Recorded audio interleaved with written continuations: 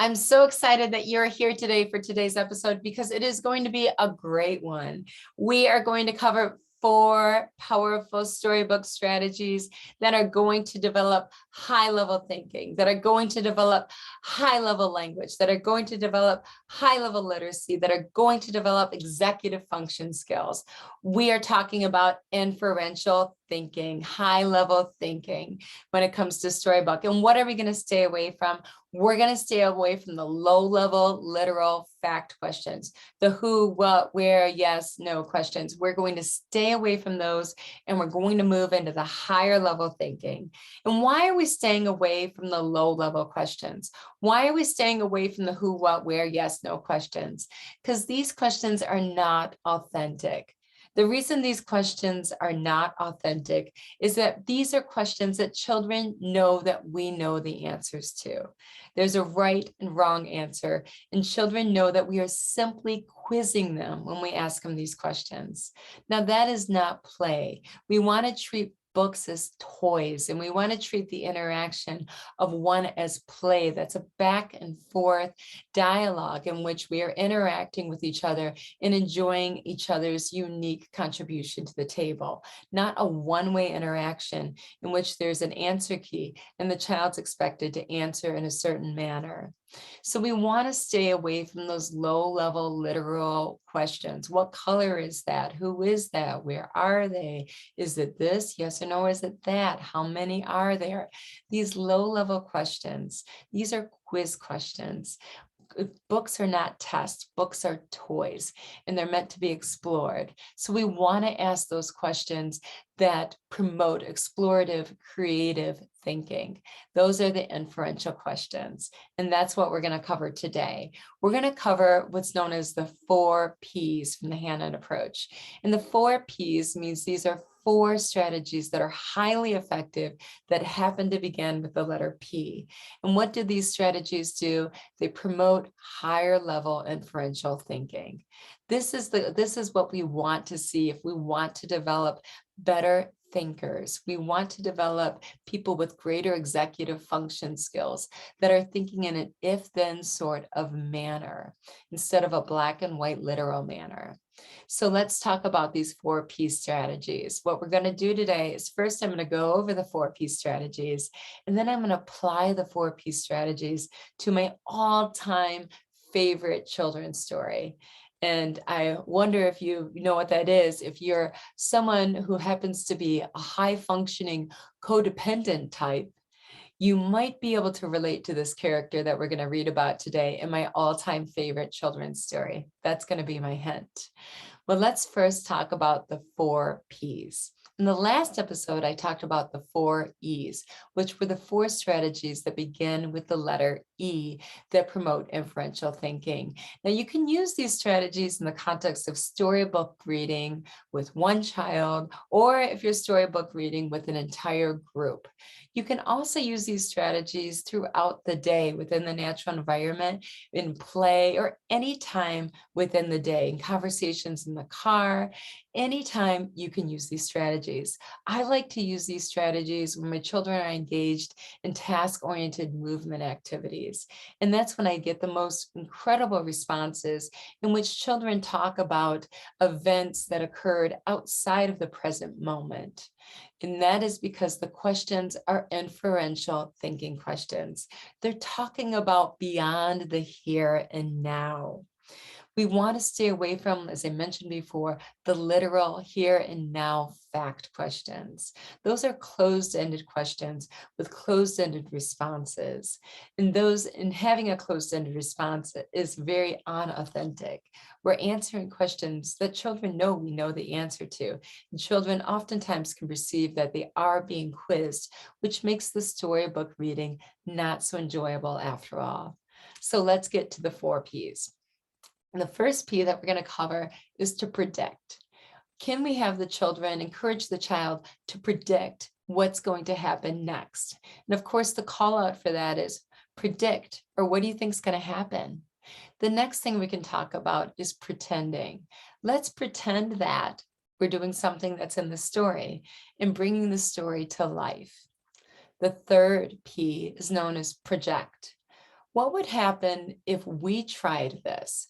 How would that, projecting into the story, projecting what the character is experiencing and feeling, and how we would feel, and what we would do in this scenario in which we're projecting our own experiences into the storybook character or the story experiences. And the fourth one is problem solve. What would we do differently? Or what would we do in this scenario that's similar? How would we change the outcome of the story? Or what would happen if we were to do this? Would we have the same outcome that the character happened, or would something different happen? So that's when we think about what happens with the problem and the character solution, and what would happen if we tried that solution? Would we have the same outcome? Or what if we tried a different solution? Would we still have the same outcome as the character? So you can see that all of these are very high level executive function type of thinking skills, in which you're not thinking literally, but you're thinking in terms of inferentially, if then thinking, which requires a great deal of visualization and strengthening the visualization skills. So let's give an example of these 4 skills in action with my absolute favorite children's book of all time, which is, drumroll, The Little Red Hen. So I'm going to go ahead and read from The Little Red Hen and stop and show you how I would do this story and give examples of the 4 Ps. I'm going to begin with predict, then I'll give an example of pretending, an example of projecting, and an example of problem solving. So let's read The Little Red Hen, the best book ever written in my book. Okay. So the little red hen had to do all the housework.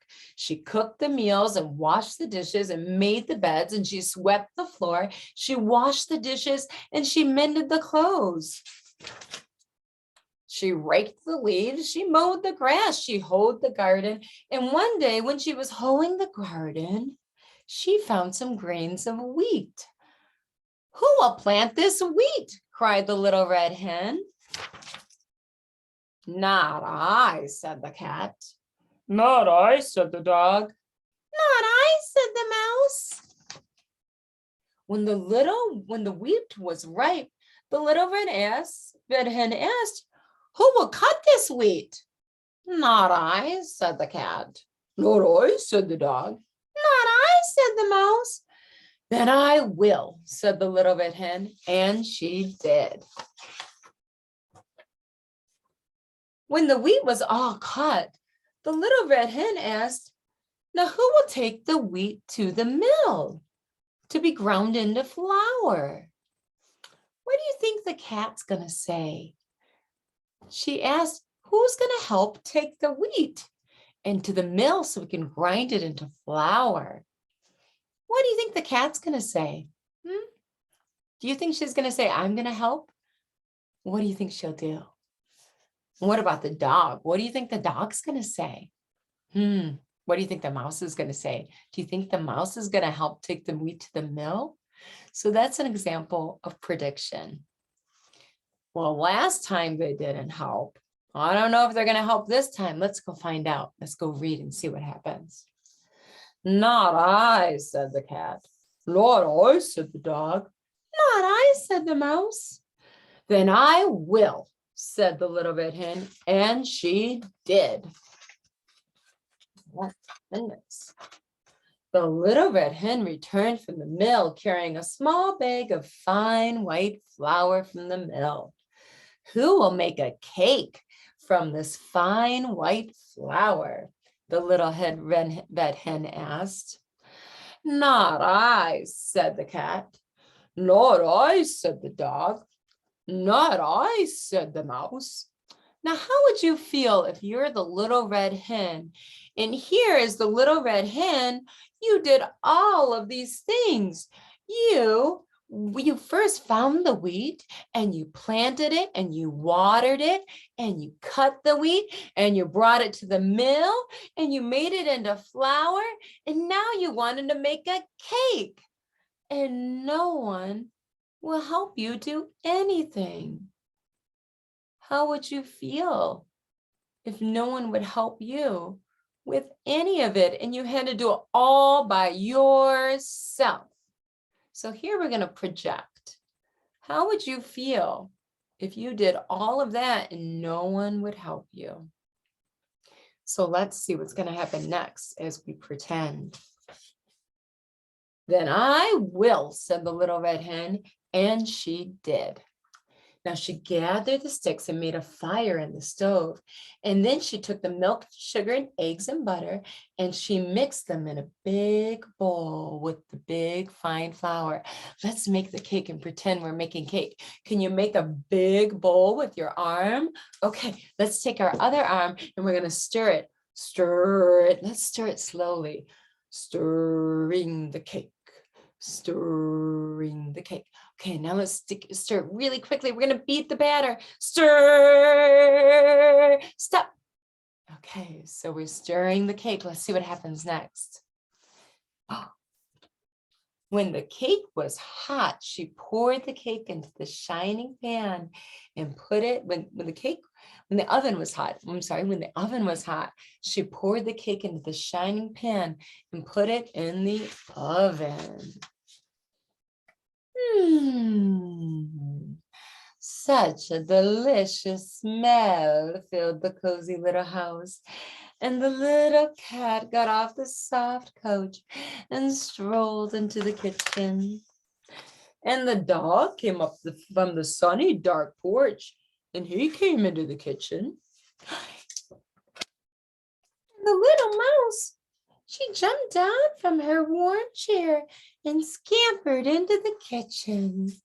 And the little red hen was just taking out a beautiful cake out of the oven. Whoa.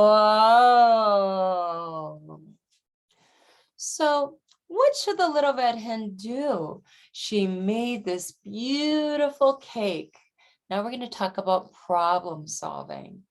All by herself, and no one would help her. What should she do with the cake? Look at that. The mouse came and the dog came and the cat came and they want some cake.